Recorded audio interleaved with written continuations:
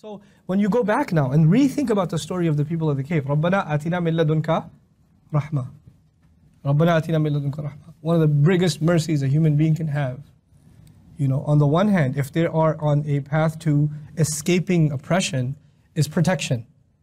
That's protection from outside enemies. But in this journey, in the journey of knowledge, the enemy is not outside. Where's the enemy? Inside. You still need rahmah from Allah. آتِنَا مِن لَدُنْكَ رَحْمَةً آتَيْنَاهُ رَحْمَةً مِنْ عِنْدِنَا. The rahmah given to him is his humility. As a matter of fact, I shared with you what he said to Musa alayhi salam, right? And the last time, you've been taught what I don't know. I've been taught what you don't know. First thing he acknowledges what he doesn't know. And as a matter of fact, first he acknowledged what Musa alayhi salam knows. What he knows and what he doesn't know. This is a rahmah from Allah for someone who's learning to acknowledge that they don't know. To acknowledge that they're still on the path. To acknowledge that they might sometimes cross where they were supposed to go and they went the wrong way and then they have to retrace their steps. Right? This is important because you know when you learn, and by the way, Musa alayhi salam has an assistant next to him, a student next to him. How easy is it for a teacher to admit they're wrong? It's hard. Oh, yeah, that was wrong. That wasn't right. Wait, let me correct myself. It's hard. It's embarrassing. Then now the shaitan comes and says, your student is going to think you don't know what you're talking about. You're not really that good of a teacher because you're supposed to know everything all the time. You know? And they say, yeah, well, maybe I did. And then instead of admitting that you're wrong, you say, well, you know, it's complicated. And you start, you know, doing a political speech about how there are circumstances in which this might be acceptable or stop, just admit you're wrong. I didn't know. You know what? Oops. Yep, that was wrong. Cool. I do this all the time with students. I not admit I'm wrong. I make them feel bad for pointing out my mistakes. You know, I'll write, I have to say like sky, and I mistype it as shy or something. And then someone's like, it's shy. And I'll retype it as sky and say, no, read carefully. The sky. But that means, you know, as a joke, that's fine. But you know what? It's okay to admit your mistake. It doesn't reduce anything from you as a teacher. So that's a little bit about that, you know, that one, rahmatan min indina, how a new light has been shined on it. The rahmah of Allah from outside threats and the rahmah of Allah from the inside, the nafs inside of us that needs to be put into check. May Allah keep all of us in check. Then of course the key words, you know, when he says, قَالَ لَهُ مُوسَى هَلْ أَتَّبِعُكَ عَلَىٰ أَن تُعَلِّمَنِي مِمَّا عُلِّمْتَ رُشْدًا. Could you teach me from what you've been taught in terms of uprightness? مِمَّا عُلِّمْتَ عِلْمًا رُشْدًا. Ilm and rushd have been tied together now. Knowledge and guidance have been tied together, which is an important distinction. Rushdan here, you can even say, is a kind of tamyiz. Particularly from all the knowledge that you have, knowledge that sets you in the right direction. Such a beautiful word, tying all of what we've learned in this surah together. Listen to this carefully. You can learn a lot of stuff, but you won't have direction. You can learn a bunch of stuff and you have no direction. You can have, you know, there are people who are nerdy and they have information about all kinds of things. All kinds of things. Sports, technologies, you know, fun facts, the states of all the the capitals of all the states, you know,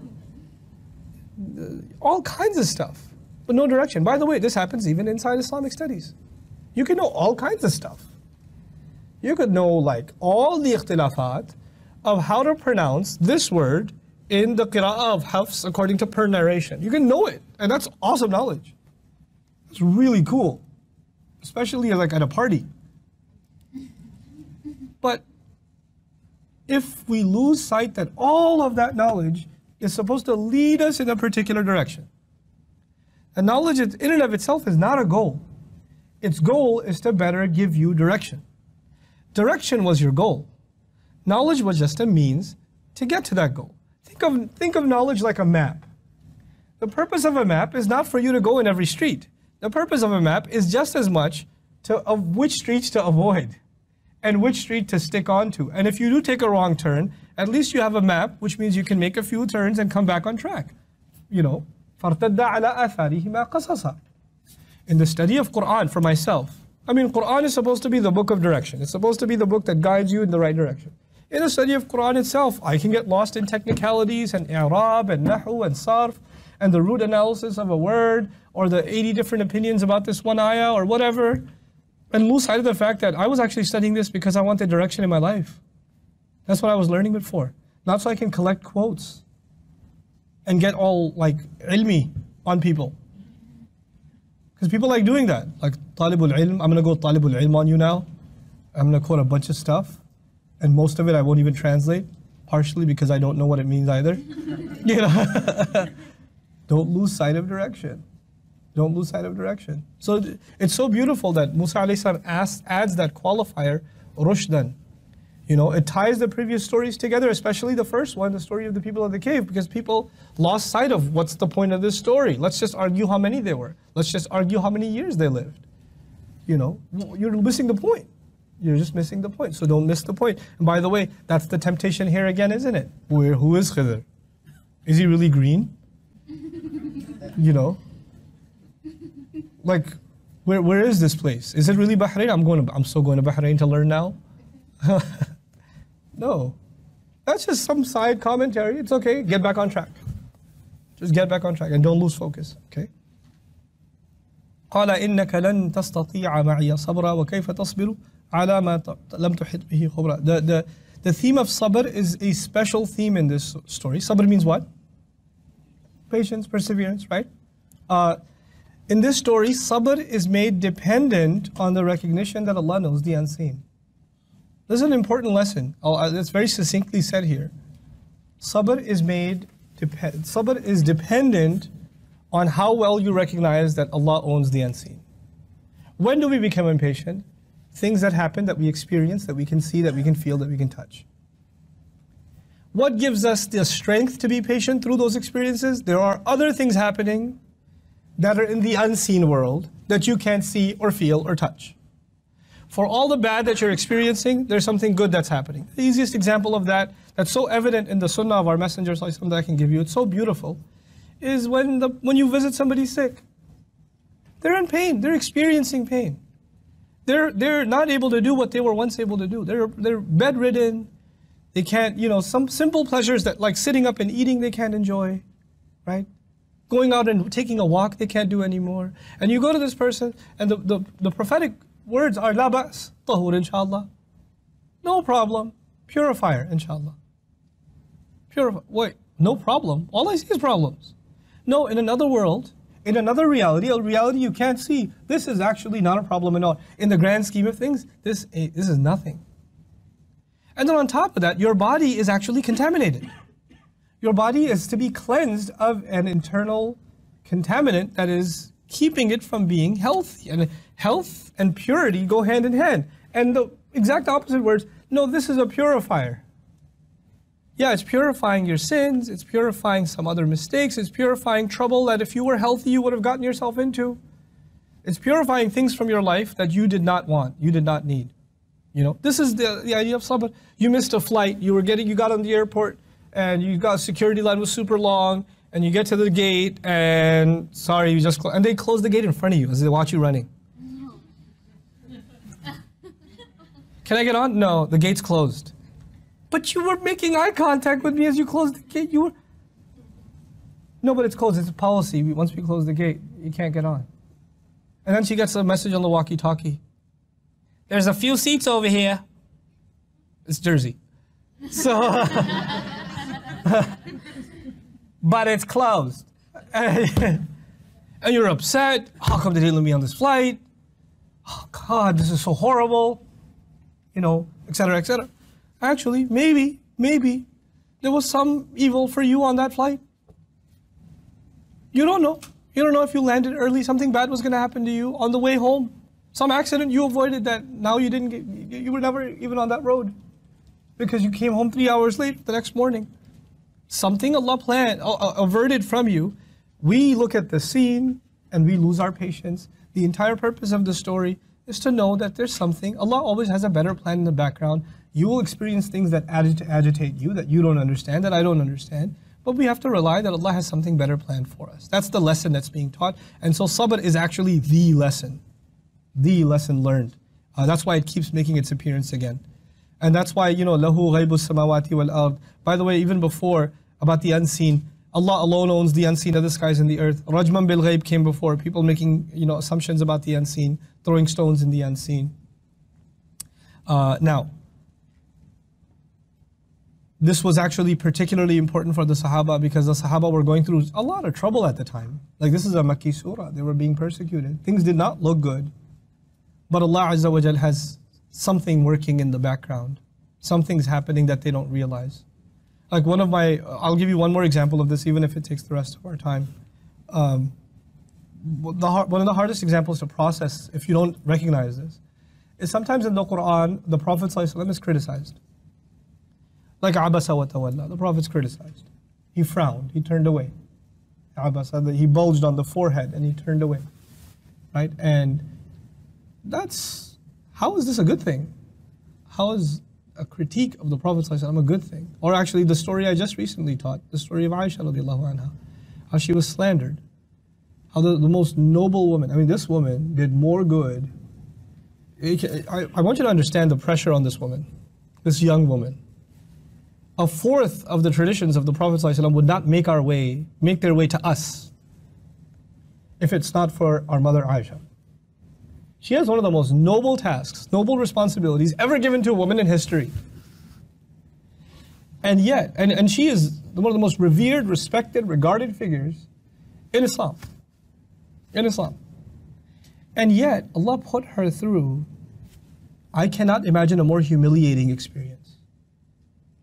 To be in that profile as she is, and to be accused of cheating on her husband, and to be accused, and her husband being the messenger of Allah, and then if that's not bad enough, people from within her own family buying into it. People from within her own family. And this lasting over the course of a month. That experience, what she went through, is so horrible. It's so bad. This is, and by the way, from the Shari'i perspective, the accusation made against an innocent woman is, that itself should be whipped. A person who makes such an accusation or even insinuates something like that, right? They should be whipped. And yet, how did the Quran describe it? He says, لا تحسبوه شرا لكم بل هو خير لكم. Don't imagine it to be something evil that happened for you. Rather, it's something good for you. خير لكم. How is that good? It's good in the unseen. But I can tell you some things we can't see now that couldn't have been seen then. Until the day of judgment, are there going to be innocent women that are slandered? Innocent people whose reputations are ruined by people's words, by people's casual comments and remarks? Yes, there are going to be people like that.